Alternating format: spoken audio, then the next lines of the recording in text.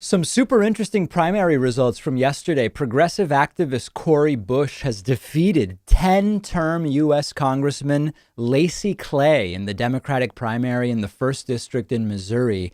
And this is an interesting seat because it has actually been in the Clay family since the 1960s. Bill Clay represented the district for 30 years.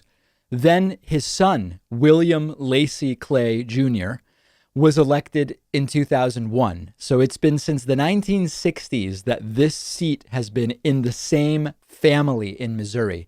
Now, back in 2018, Cori Bush ran against Lacy Clay and lost by 20 points. Not a small defeat there for Cori Bush.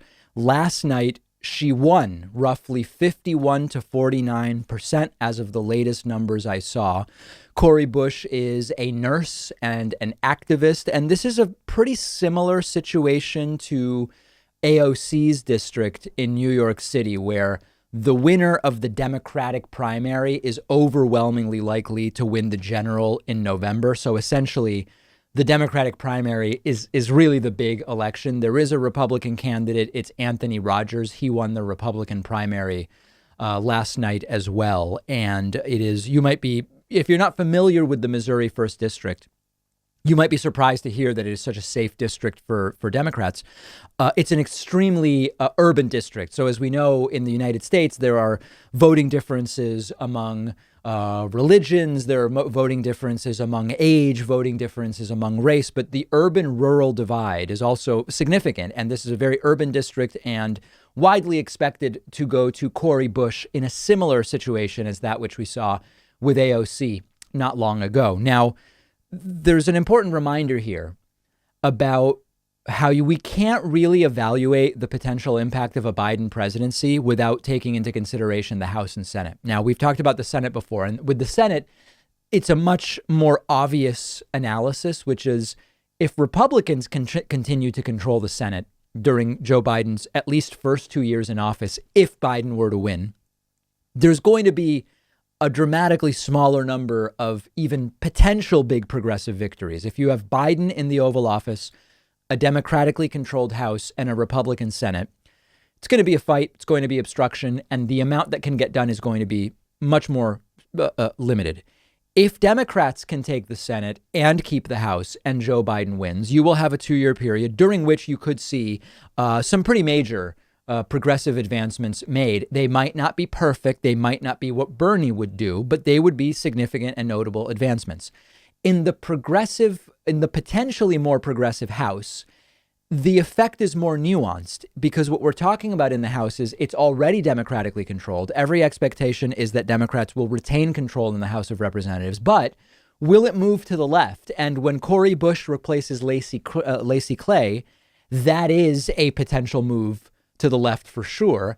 And that is a more nuanced situation. Will the bills that make it to Biden's desk, which he will be forced to sign or not sign, and of course, that would be after conferencing with the Senate, assuming Democrats take it, a more progressive House also better positions us to put more progressive legislation in front of Joe Biden, potentially getting him to sign it. So this is a really big deal. And if we do see these 2 years of total control by Democrats, White House, Senate, House, we're very much getting ahead of ourselves. We're not going to put the cart before the horse here.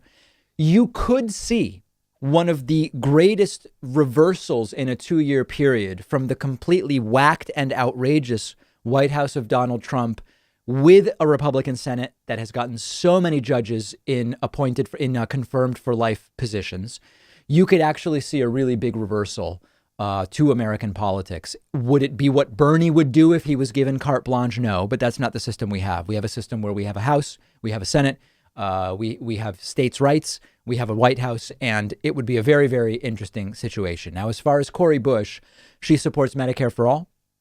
She supports a Green New Deal, supports $15 minimum wage, wants public funding of elections, and takes no corporate PAC money. So a very interesting replacement to the still incumbent as far as the House is concerned, Lacy Clay. This is maybe one other angle worth touching on.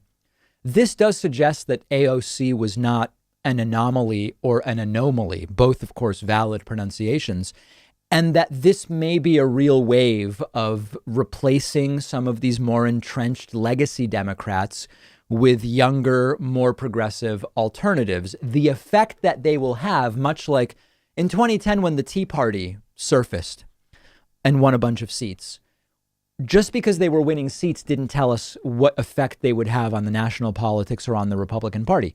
We later saw that they certainly became a notable voice in the Republican Party and was sort of absorbed into it. Now there's a Tea Party caucus.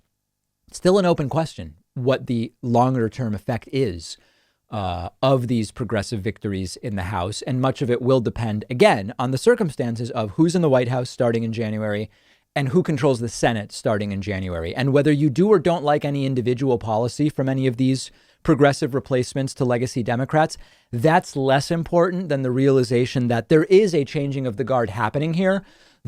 I don't think that can be denied anymore. The open question that we will have to answer over time is what will the effect be on not just the ideology of the country, but on the policy of the country as well.